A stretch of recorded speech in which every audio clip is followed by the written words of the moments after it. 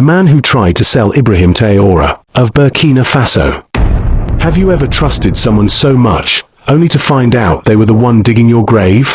President Ibrahim Traoré of Burkina Faso was known across Africa as the Lion of Faso. Young, bold, and fiercely loyal to his people, he had stood up against powerful foreign forces trying to control his land. He kicked out the wolves in sheep's clothing and gave power back to his people. But even a lion can be hunted, not from outside, but from within his own den. Among his closest advisors was a man named Karim. Charming, intelligent, and fluent in 3 foreign languages, Karim had been with Traoré since the early military days. They had fought side by side, eaten from the same bowl, and faced bullets together. But as Traoré rose, so did Karim's hunger, not for peace, but for power and gold. What Traoré didn't know was that Karim had been meeting secretly with foreign agents, men who wore expensive suits and promised him the world, if he would help them remove Traoré from power. The betrayal had begun. But so had something else. A mysterious message arrived one morning at the palace gate. No name. No sender. Inside the white envelope with a red seal was a letter that read, "Watch the one smiling." Who sent it? What did it mean? And would it reach the president in time? The envelope was handed to a soldier at the palace gate. At first, he thought it was just a joke or one of those anonymous letters people send for fun. But when he saw the words written on it, "Watch the one smiling," he felt a chill in his spine. He gave it to his commander, who took it straight to President Traoré's desk. Traoré read the message twice. He looked around the room slowly. Only 5 people had access to his private quarters. One of them had to be the reason this letter came. He didn't say a word. He just folded the paper and slid it into his pocket. The next day, Traoré changed his plans. He told his top team he was going to visit a military camp in the north. But it was a lie. Instead, he stayed behind in the palace, hidden in the shadows of a secret room. Cameras had been placed in his office the night before. He wanted to see who would come snooping, who would talk, and who would call the foreign number they had traced weeks ago. Karim, the man with the smooth smile, was the first to walk in. He looked around. No one. Then he made a quick phone call and said just 5 words. "He's on the move now." But Traoré was not on the move. He was listening. President Traoré sat in silence, watching the screen in the dark room. His eyes were fixed on Karim, his most trusted man, now speaking in secret. The voice on the other end of the call was speaking French with a foreign accent. Traoré leaned forward. "We'll strike when he's out of the capital," the voice said. "You must delay the soldiers at base Delta. No backup." Karim replied without hesitation, "Understood. I'll handle it. He trusts me." Traoré's heart was heavy. This was not just betrayal. This was a plan to remove him, maybe even kill him. He had trained with Karim, defended him, fed him when he had nothing. And now this. But the lion kept calm. He turned to Commander Isaka, the only man in the room with him. "Did you record that?" "Yes, sir. Every second." "Good," Traoré said. "Now we feed him a new lie." Later that evening, a fake report was sent to the inner circle. It said Traoré would visit an arms depot at the border in 48 hours. The bait was set. Karim saw the message and smiled. Everything was falling into place. For him. What he didn't know was that Base Delta had already been reinforced. And Traoré's elite guards were waiting in the shadows. But there was still one thing missing. Who were the foreign men on the other end of the call? And what did they really want from Burkina Faso? The lion had caught the snake's tail. Now he had to find its head. President Traoré stayed awake through the night. His thoughts were not just about Karim. He knew betrayal from one man was dangerous, but betrayal backed by foreign hands was war. The voice on the call had spoken with power. This wasn't just any outsider. This was someone high, someone used to pulling strings across Africa. The next morning, Traoré called a quiet meeting with 2 trusted intelligence officers. No generals. No ministers. Just men who owed their loyalty to Burkina Faso, not to money, not to power. He played the recording for them. One of the officers recognized the accent. His French. But not from France. Côte d'Ivoire. Likely a fixer, one of those middlemen used by foreign businesses and intelligence. Names? Traore asked. Possibly Jacques Delon or Marcel Bauteau. Both known to work with foreign companies interested in gold and uranium. They hate your policies, sir. You've blocked their free access. Traore nodded. So this isn't just about removing me. It's about reopening the gates to our land. And that was it. The full picture. Karim was just a tool. The real enemy was outside, but directing every move inside. Now Traore had two missions, trap Karim and smoke out his masters. But something else was happening. Unknown to everyone, even Karim, a third player was watching the game from the shadows. A player with their own secrets. And their own price for silence. The real twist was yet to come. 2 days later, the trap was set. Karim left the palace in a black government car, smiling and waving to the guards. He believed Traore was far away at the border depot. He believed there was no danger. He believed he had won. But the lion was still in the cage, watching. As Karim approached the safe house in Ouagadougou, two men stepped out from the shadows, foreigners in plain clothes. He shook their hands like old friends. He'll be alone, Karim whispered. No backup. All we need is a clean operation. Traore's team recorded everything. The evidence was now complete. But just as the soldiers prepared to move in for the arrest, one of the agents pulled out a file and handed it to Karim. This is the new plan, the man said. Karim opened it, and froze. Inside was a picture of another man. A man Traore trusted even more than Karim. Colonel Amadou Keita. Karim's voice shook. He's involved. The agent smiled. He works for us too. And he doesn't trust you. Suddenly, everything changed.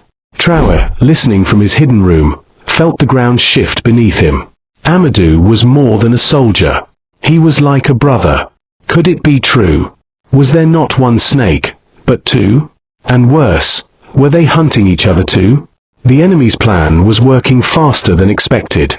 The lion now had two choices, strike quickly, or be eaten from both sides. That night, Traore sat alone in his private quarters. He didn't speak. He didn't move. He just stared at the photo of Colonel Amadou Keita, his longtime friend, battlemate, and now, possibly, a traitor. He replayed everything in his mind. The missions they survived. The nights they talked about building a better Burkina Faso. The promises they made under the stars during war. Could Amadou truly betray him? Commander Isaka entered quietly. Do we arrest him now, sir? Traore shook his head. No. Not yet. A snake hides its head when it senses footsteps. We'll let him move freely, for now.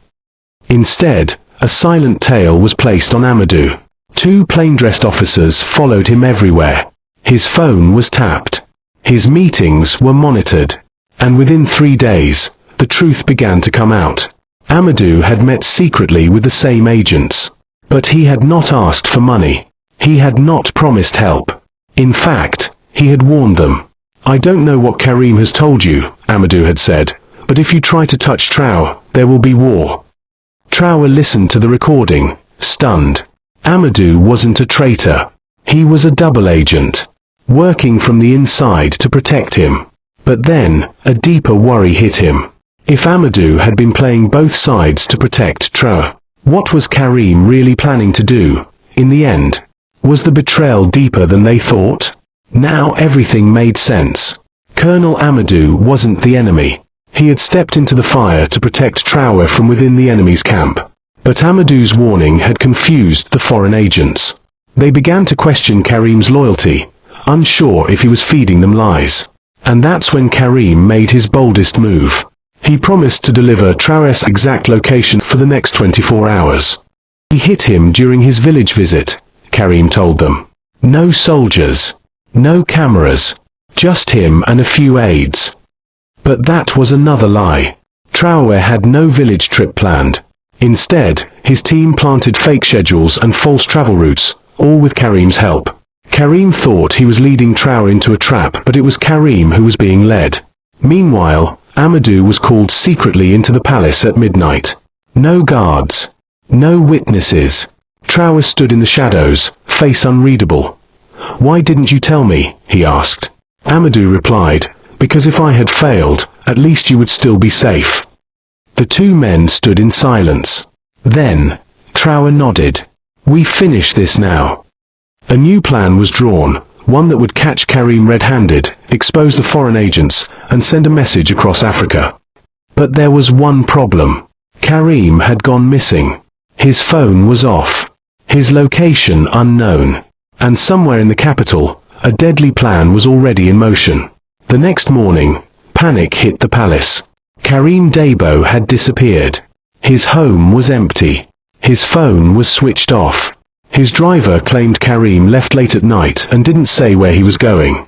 The guards at the gate said the same. He drove out alone, wearing a dark hoodie and sunglasses. The snake had vanished. President Traore knew this was dangerous. A man like Karim, backed by foreign power and loaded with secret information, could destroy everything if he reached the wrong hands. "Lock down the airport," Traore ordered. "Check every border. No one leaves without full search." But Karim was not running away. He was running toward something. That same day, a strange tip reached the intelligence unit. A man matching Karim's description was seen entering a warehouse outside the city, an old import facility no longer in use. By nightfall, drones were in the sky. Cameras zoomed in. What they saw shocked everyone. Karim was inside. And he wasn't alone. 3 foreign men sat around a table, maps spread out in front of them. One map had red circles around government buildings. Another had Traore's residence clearly marked. Beside them were large black bags, full of weapons.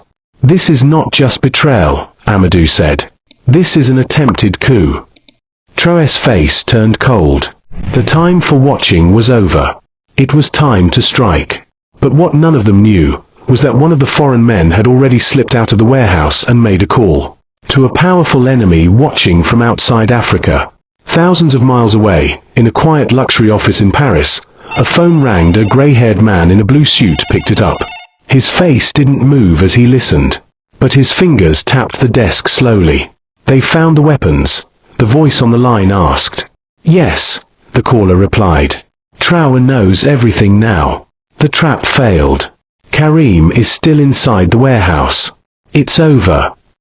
The man in Paris stayed silent for a moment, then said, "No, it's not over. We switched to Plan B."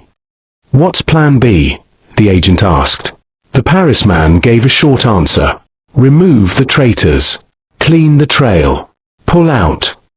Back in Burkina Faso, Traore's elite team was already surrounding the warehouse. The order had been given, no shooting unless attacked. Traore wanted proof. He wanted the world to see what had been planned against his country. But just before the team moved in, the unthinkable happened. The warehouse exploded. A fireball lit up the night sky. Everyone inside, Karim, the agents, the weapons, was gone in seconds. Amadou dropped his radio in shock. They blew up their own men. Traore clenched his jaw to hide the truth. But not everything was lost. One drone had captured a clear photo of a strange device, placed under the table minutes before the blast. A small black box with flashing lights. It wasn't a bomb. It was a data recorder, and it might still be in the rubble.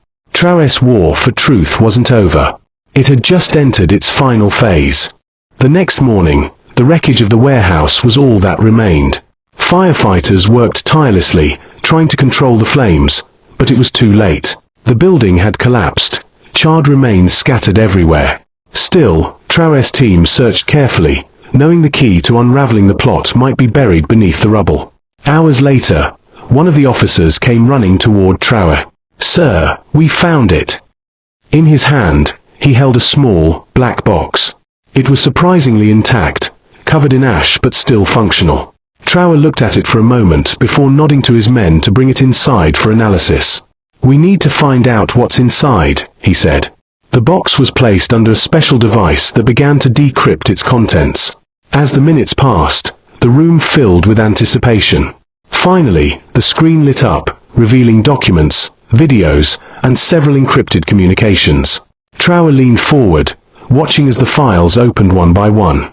Among them, one document stood out. It was a list of names.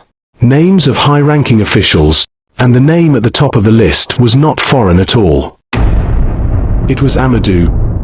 But what shocked Traore more was the next part. Amadou had been paid by foreign powers to weaken Burkina Faso's military forces. Traore's heart sank. The plot was deeper than he had ever imagined. It wasn't just Karim who had been a traitor.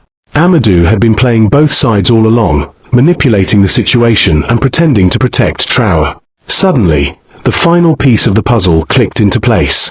The plan was never to just remove, it was to divide and conquer from the inside, using those Traore trusted most. Now, with the names on the list and the foreign connections, Traore had everything he needed to strike back.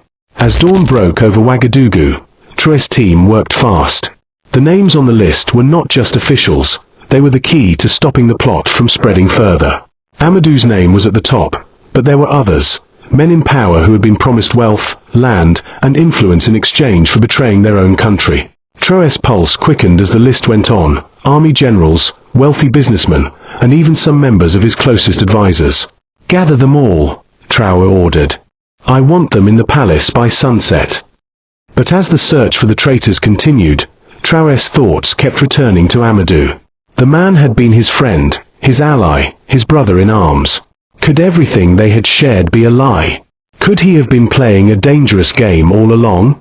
By evening, the palace was filled with suspects. But Amadou was nowhere to be found. Traore sat alone in his office, staring at the list. A faint knock on the door broke his concentration. "Sir, it's time," one of the officers said. With a heavy heart, Traore stood up and walked toward the grand hall where the men would be assembled. The tension in the air was palpable, and the room was eerily silent. As the men arrived one by one, their faces betrayed little fear. Most of them still believed they had power, still believed they were untouchable. But Traore knew better now. He knew what was coming. One by one, the names were read, and the truth was exposed. Some denied their involvement, but the evidence was too clear. They had been part of the plan to take down the president. They had sold out their own country for power. Amadou, however, still had not appeared. Just as the last of the conspirators was being escorted out, a shadow fell across the room. The door opened slowly, and there, standing in the doorway, was Colonel Amadou Keita. His face was unreadable, his eyes locked on Traore. "You've been busy," Amadou said coldly, stepping inside. "But you're too late. It's already done." Traore's heart skipped a beat. "What are you talking about?" Amadou's lips curled into a grin. "I gave you everything you needed to destroy the plot, but now, there's nothing left. I was only ever working for them." A deafening silence filled the room. Traore's world seemed to collapse. "But why, Amadou?" Traore whispered. "Why betray me?" Amadou looked down, his voice softening for the first time. "Because, Traore, you were always a pawn. A pawn in a much bigger game.